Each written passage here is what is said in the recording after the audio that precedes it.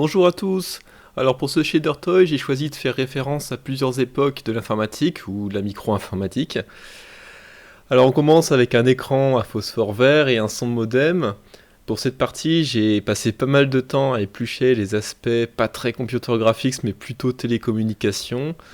Alors cette image montre un spectrogramme des phases 1, 2 et 3 de la connexion, ça m'a pas mal aidé et j'ai aussi parcouru les spécifications de l'ITUT qui sont qui détaillent très très bien chacune de ces étapes.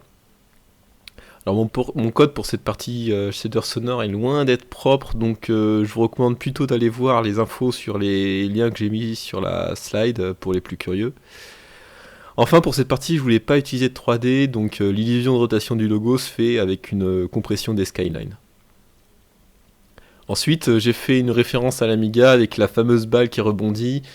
J'ai jamais eu la chance de posséder cette machine, même si j'aurais bien aimé. Elle a pour moi une place vraiment importante dans la démocratisation de l'informatique graphique et dans l'histoire de la démoscène.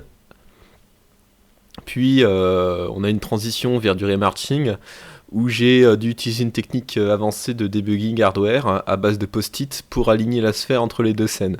On fait avec ce qu'on a sous la main. Alors pour finir, j'ai utilisé le modèle de Osek et Vilki pour le ciel de la dernière scène. Là, il donne le code pour produire des modèles de ciel.